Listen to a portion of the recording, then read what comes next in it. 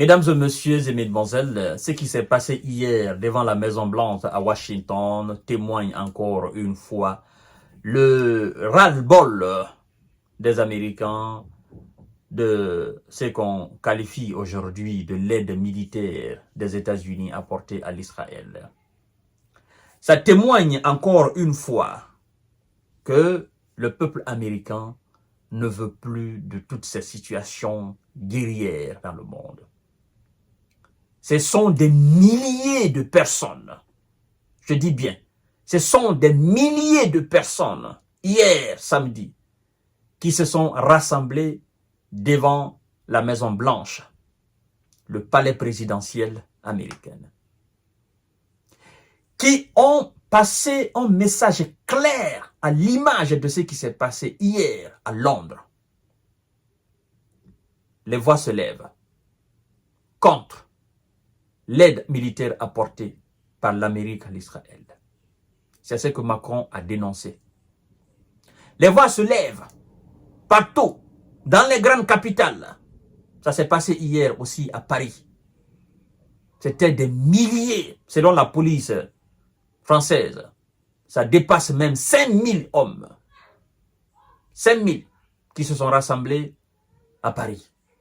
En soutien, n'est-ce pas, à la Palestine, mais aussi qui demandent le cessez-le-feu immédiat et qui demandent l'arrêt immédiat de la livraison des armes à l'Israël. Ce qui s'est passé hier à Washington, c'est un signal. Mais il y a un événement très particulier qui a attiré l'attention de tout le monde.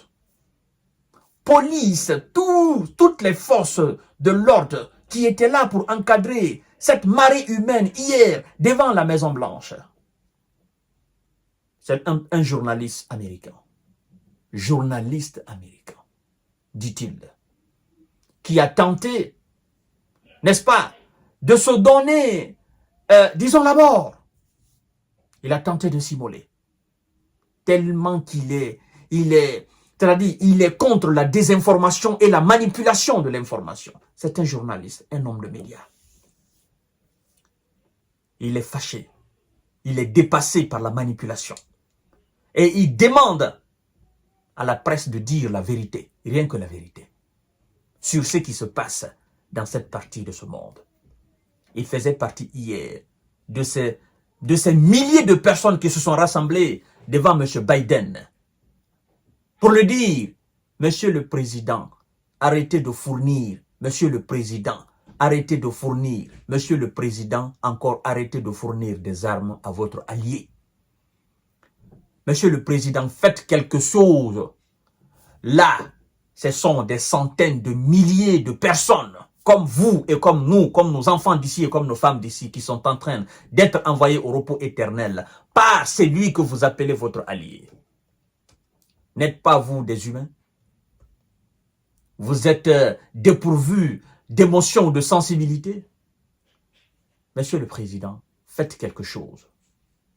Et ces gens avaient des drapeaux palestiniens, effectivement, et sincèrement, le message est parti très loin. Et je crois que M. Biden joue là. Il joue là, aujourd'hui, en fait, la campagne électorale, aussi je dis, les élections de Kamala Harris. Soit il le fait, soit il ne le fait pas. Mais ça aura des conséquences sur l'élection de sa vice-présidente, qui est aujourd'hui la candidate des démocrates. Et donc, il faut qu'il se bouge. Il faut qu'il se bouge les pieds. Il faut qu'il fasse quelque chose, qu'il soit vraiment un homme et qu'il prenne des positions vraiment claires. S'il ne le fait pas, ben, tous ceux qui sont autour de lui, ils iront tous au repos éternel avec ça sur leur conscience.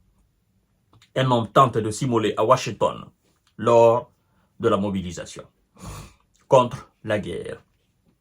À Washington, plusieurs milliers de personnes en colère brandissent effectivement des drapeaux palestiniens et libanais, se sont rassemblés devant la Maison Blanche, beaucoup exigeant la fin de l'aide militaire américaine à son allié stratégique Israël. Près de 2 heures après le début de la manifestation, un homme s'est approché et a tenté de s'immoler par le feu.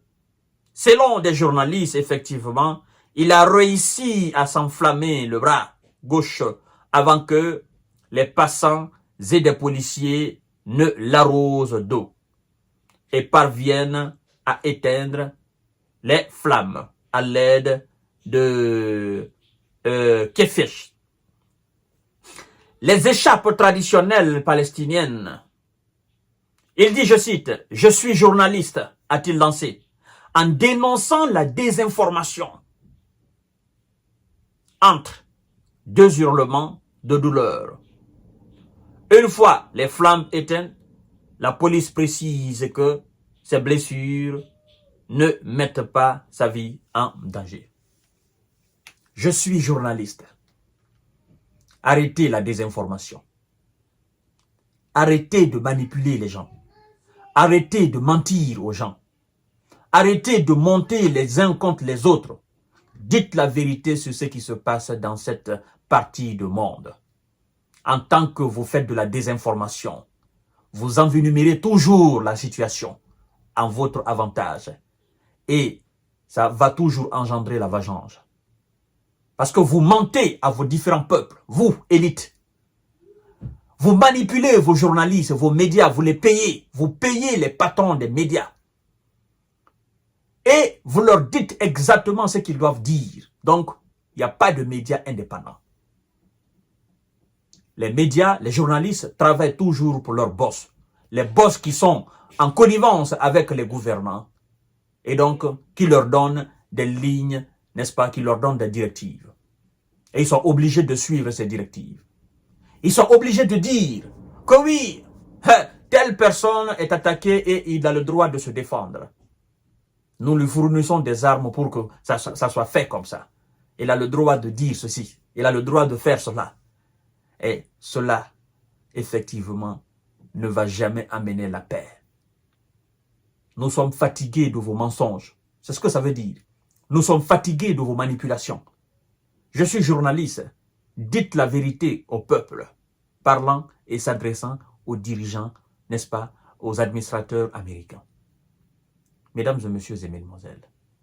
Et hier, le Premier ministre britannique a fait un constat très alarmant au Royaume-Uni. Nous allons faire tout à l'heure une émission là-dessus et vous allez comprendre davantage que les voix, les gens ne sont plus avec M. Benjamin. Ce sont des chancelleries qui sont prises en quelque sorte en otage. Et je ne sais même pas par qui. Qui vous force de faire tout ce que vous faites pour M. Benjamin. Ils sont pris en otage. Écoutez ce que le Premier ministre britannique a dit hier. Je vous donne rendez-vous tout à l'heure. Partagez la vidéo dans tous les groupes possibles. Merci beaucoup.